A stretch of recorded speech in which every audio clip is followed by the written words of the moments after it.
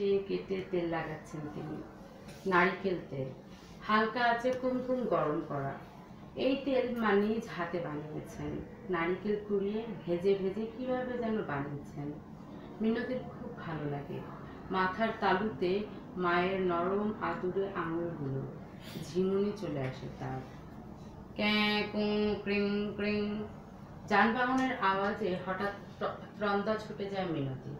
ভেঙে যায় দিবার স্বপ্ন। মা কোথাও নেই, নেই তেলের বাটিটাও। মাথায় আঠালো কোনো কিছুর স্পর্শ অনুভব করে। চোখ মেলে দেখে একটা কুকুর, তার ভেজা ভেজা কালো নাক। মিনতির মাথা শুচ্ছে কুকুরটা। খুব অসহায় মনে হয় নিজেকে তার। কোনোভাবে মাথা ঝাড়া দেয়, তবুও সরে না কুকুরটা।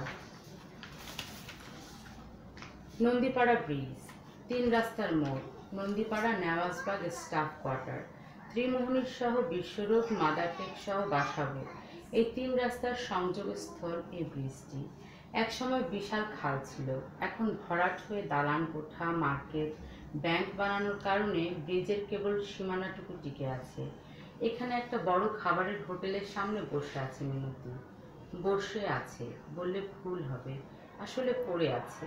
এভাবেই পড়ে থাকে মেয়েটা। 2 জন মহিলা রোজ সকালে তাকে এখানে এনে রেখে যায় আর সন্ধ্যা পেরুলে নিয়ে যায়। মিনতি একটা করুণার নাম। রোজ সে পিতলের থালাটি এভাবেই সামনে নিয়ে বসে থাকে। জন্ম থেকে বিশাল মাথা তার, 4 কোণা একটি বাক্সের মতো, আর হাত পা শরীর খুব ক্ষীণকায়, দুর্বল। কারো কারো মুখে আফসোসের সুর তার কানে ঢেউ তোলে। আহারে, হাইড্রোসাফালাসের রোগী।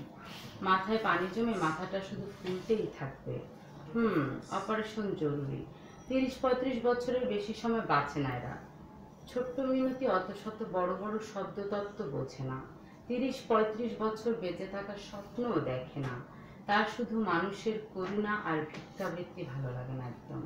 তার এই ঢোল সম মাথাটা একদল মানুষের মূলধন, এ কথাটাই সহ্য হয় না তার। তার খুব মনে পড়ে শীতলক্ষা নদীর কুলকুল ধ্বনি। এই নদীর প্রবাহমান বাতাসে তার জন্ম হয়েছিল। জন্ম থেকেই অসুস্থ ছিল মিনতি। তার মাথার কিম্ভূত কিমাকার অবস্থার কারণে বাবা কখনোই কোলে নেয়নি তাকে। পরিবারের অন্যরাও তাকে বোঝা মনে করত। শুধু মায়ের মুখটাই মনে পড়ে। মা আদর করে হাত ঘোরাতো মাথায়। জন্ম থেকেই চুল ছিল না, ছিল কেবল পানি। আর কেউ আকিকা করে নামও দেয়নি, কেবল আদর করে মায়ের মনু ডাকত। আর কেউ ডাকবার প্রয়োজন বোধ করেনি। মিনতি কিভাবে এখানে এলো জানে না, শুধু জানে যে তার বাবা তাকে ভিক্ষাবৃত্তি কাজের জন্য বিক্রি করে দিয়েছে, এককালীন কিছু টাকার বিনিময়ে।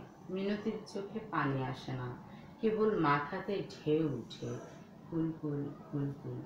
প্রতিদিন হাজারো লোকের আনাগোনা ঘটে এই ব্রিজে।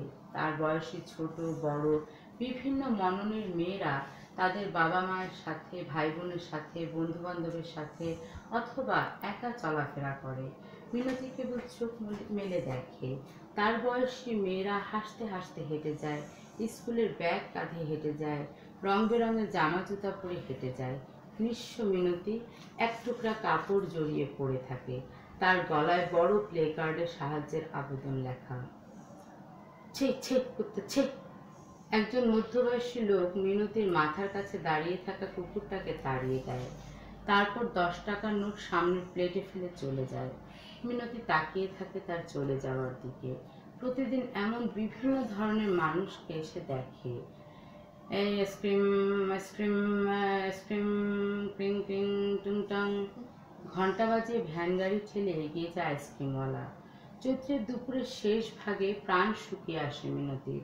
আইসক্রিম দেখে খুব খেতে ইচ্ছে করে, কিন্তু মিনতি অপারগ। তাকে কেউ খাইয়ে না দিলে সে খেতে পারে না। পরনির্ভরশীল মিনতির চোখে পানি টলটল করে। তার পেছনের হোটেলের শিকে গাঁথা মুরগিগুলো গ্রিল মেশিনে ঘুরতে থাকে আর পুড়তে থাকে। মাঝে মাঝে ওদের গায়ে তেল মশলা লাগিয়ে দেয় দোকানের কর্মচারী।